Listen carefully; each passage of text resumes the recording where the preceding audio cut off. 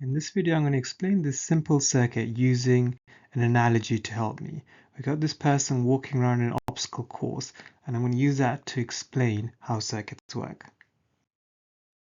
So we've got a road here, or a path, and we've got a table full of energy drinks. Also, we've got some obstacle as well. And there's people on this track, they're picking up the energy drinks, and they're walking around, they're drinking the energy drinks, and they're coming back around empty-handed. So the path here represents the wires. The table of energy drinks is the battery, and that's going to supply the energy drinks, which is the energy, to the people. Now the people, they are the charge. And as you can see, they're frowning, they look quite negative. That's because the people, they represent the negative electrons that are flowing around the circuit.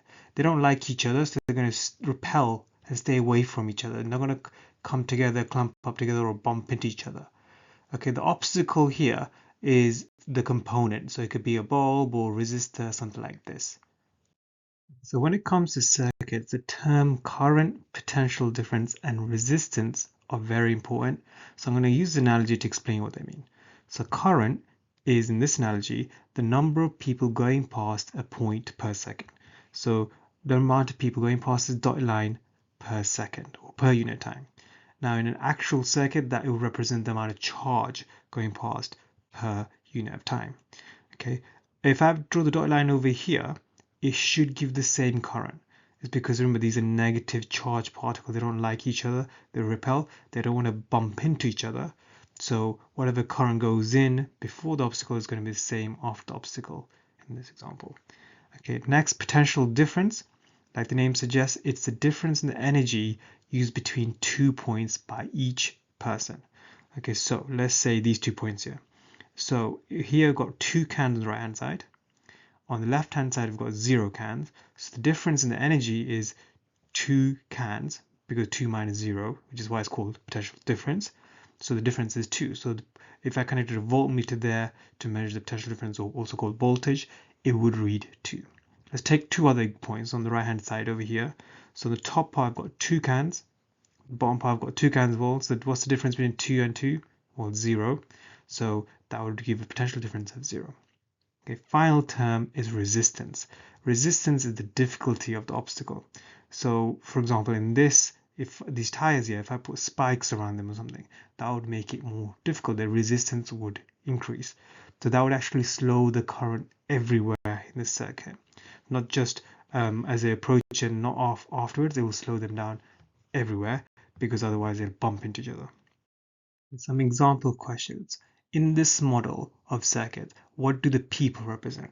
The people here, they represent the charge or the negative electrons. They don't represent the energy. And remember, these charges, they're already inside the wires, they're already inside the components. A lot of people think that the battery provides the charge. It doesn't. The battery provides the energy. The second example, what is current in this model? So the current is the number of people going past a point per unit of time.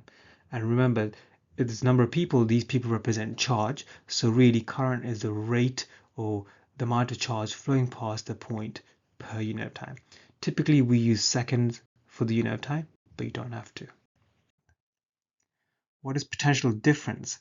It's the difference in energy used by each person, so remember each charge, between 2 points. So you always have to measure from one point and compare it to another point when it comes to potential difference, also called voltage. In this model of circuit, what will happen if there is a break in the circuit? So you can see on the left hand side of this circuit, there's a gap.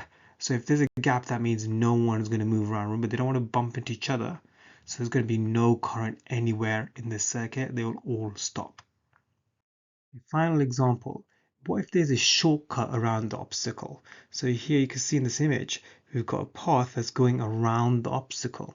What effect will this have on the circuit? So first of all, everyone is going to take that path. Okay, all the current is going to flow through that shortcut. That's because why would you go through the difficult obstacle when you can just take the easier path? So there's going to be no current going through the obstacle. Okay. Overall, this circuit is actually going to have people going around faster now, because overall the difficulty of this obstacle, the course, is easier because you've got a shortcut. So because the total resistance total difficulty of this obstacle course is easier, you have more current flowing around.